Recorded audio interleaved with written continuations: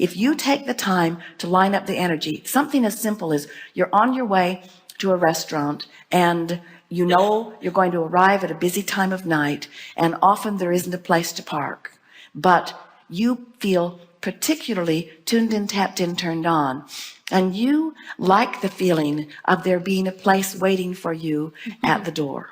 And you know it can't wait very long or somebody else will move right into it. So the timing of this is going to be particularly interesting. Just at the time you arrive, someone else is going to back out and the universe is going to say, here's your parking place. So you've played that over in your mind, and it's been a pleasant thought because it's not life or death. It doesn't mean you're bad or good. In other words, it's just something that you played with a little bit, and now you're driving into your parking place.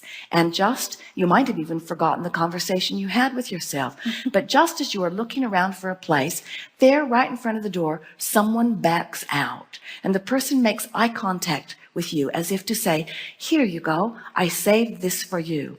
And when you put your car into that place and you consciously acknowledge the correlation between the thoughts you had in advance and the good feeling you had while you had them and the cooperative universe that has lined up this parking place for you, what happens is you begin to understand the vibrational cooperation of the universe. All that has ever been missing has been your personal vibrational cooperation with self. So often you've been acting out of habit, or thinking or speaking out of habit, or biting your nails out of habit. And now you are more deliberately projecting your thought with an expectation of getting results. And as you start making those correlations, you begin to feel the invincible nature of your being.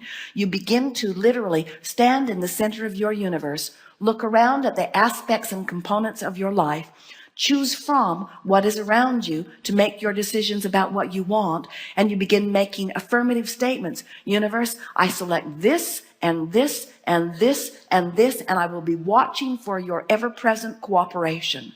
And then as you begin moving through life with that mindset, you begin noticing that all things begin to shape up just for you, just because you said so. That's awesome. Yes, it is. The example you gave about the parking space and so many other things that I've thought that happened so quickly makes me wonder why some of the things that we as humans would perceive as big things, like driving into the parking space. I want to drive a Rolls Royce into that parking space, and I wonder why I don't have it yet. I know it's coming, but I just wonder why it doesn't come as quickly as that parking space. Because the parking place is easier for you to expect than the Rolls Royce, because it's not so much because you've practiced it. It isn't that practicing the parking place is easier. It's that expecting the parking place is easier, because you haven't walked around talking negatively about parking places like you have about Rolls Royces.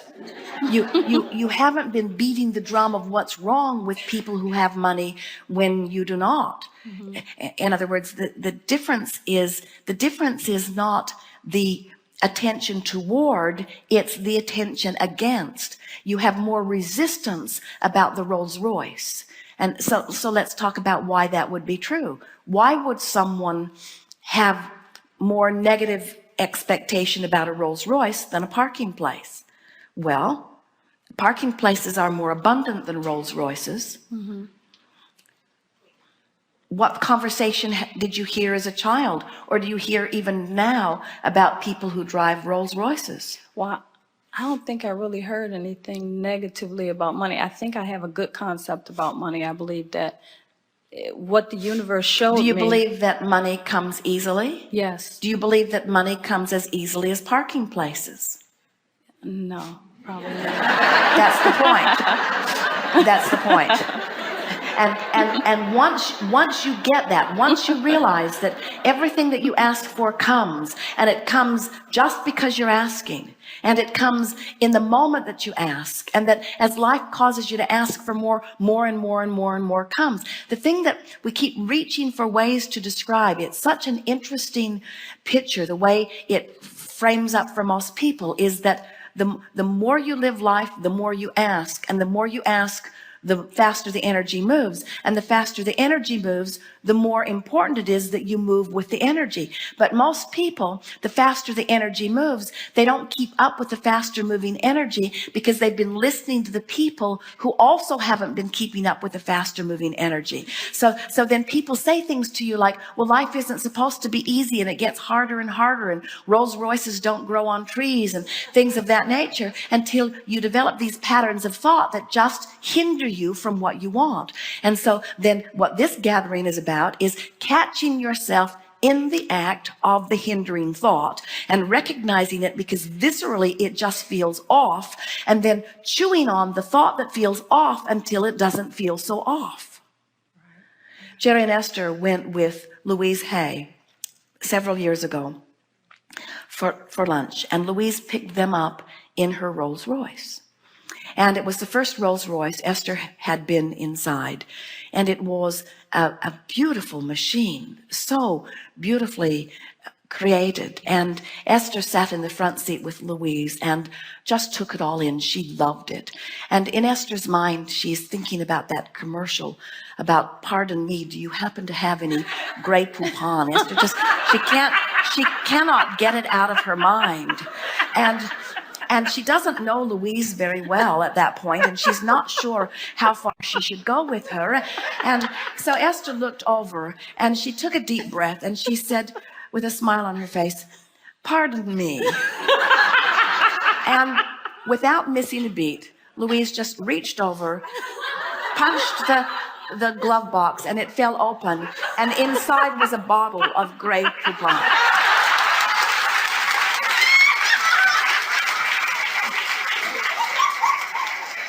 And now Esther's saying to herself, my Rolls Royce experience is now complete. And now she's wanting to drive down the freeway and hold the bottle up and show it to people. She just cannot quite leave it alone. The whole thing is surreal.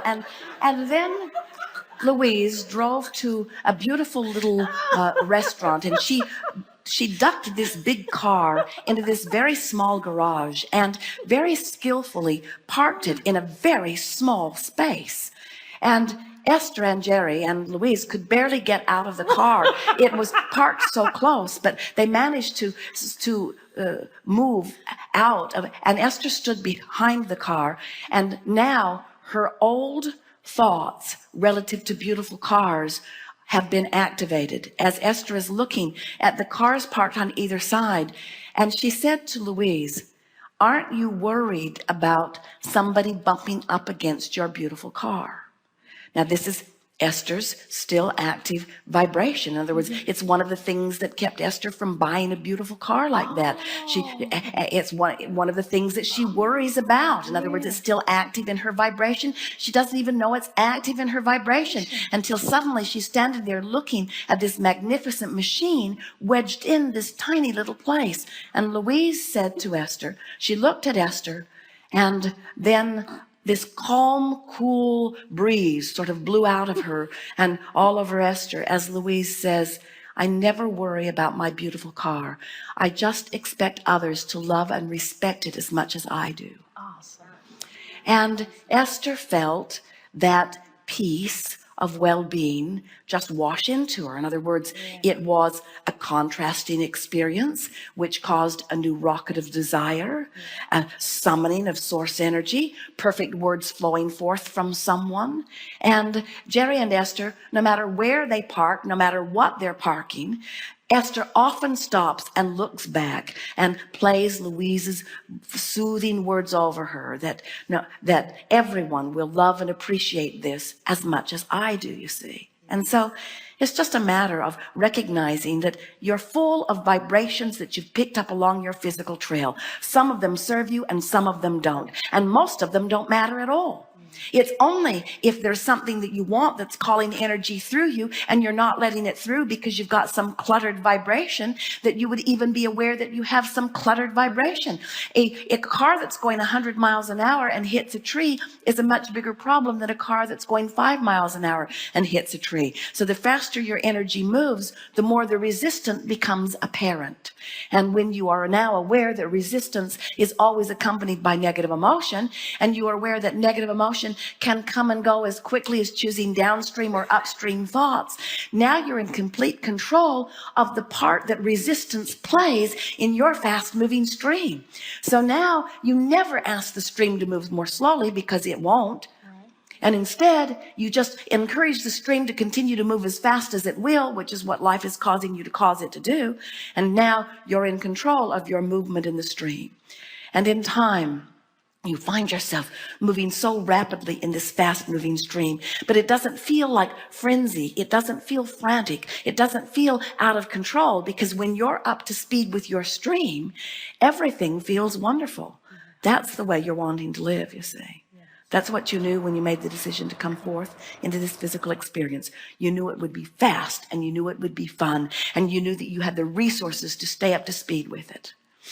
You would much rather be on a fast-moving stream, even paddling against the current, than in a stagnant pond. You really would. And that's why you came forth into this physical experience. You knew this physical experience would inspire fast-moving energy. You knew it would. You knew that this was the time of awakening. And you knew that in the time of awakening, your likelihood of waking up would be stronger. And so here you are in a fast-moving stream, feeling your emotions more keenly than ever before. And now, instead of grappling or worrying about all of these emotions, we encourage you to reach for one emotion and one emotion only. And that is the emotion of relief. Because where you are is always relative. And you might want to write this down. It's so profound. I am where I am. I am where I am. I am where I am. And I've got only one choice. I am where I am, and I can feel a little better or a little worse. That's it. I am where I am. Can't feel fabulous, can't feel awful. I am where I am, and my only choice is a little better or a little worse. I am where I am. My only choice is a little better or a little worse. And what happens to most people, we don't want to hurt your feelings. Most people every day feel a little worse and feel a little worse and feel a little worse. They watch CNN. They join the online chat groups. They carry things around of things that have gone wrong. They remember things from their childhood. But every day you have the option of feeling a little better and feeling a little better and feeling a little better and feeling a little better and feeling a little better about thousands of different subjects. And as you choose the better feeling thought and feel better, now you shift your placement in the universe. In other words, now just by reaching for one thought that feels a little better, now your point of attraction has shifted. Now you have access to different rendezvous points. Now you have access to your boss being in a different mood when she rendezvous with you. Now you have access to different aspects of the economy. Now you have access to different personality points of those people that you are working with or that you are living with. In other words, just a little effort at feeling a little better shifts your whole point of attraction. Everyone in the universe is now assigned to you in a different way by law of attraction because of that shift in your vibration.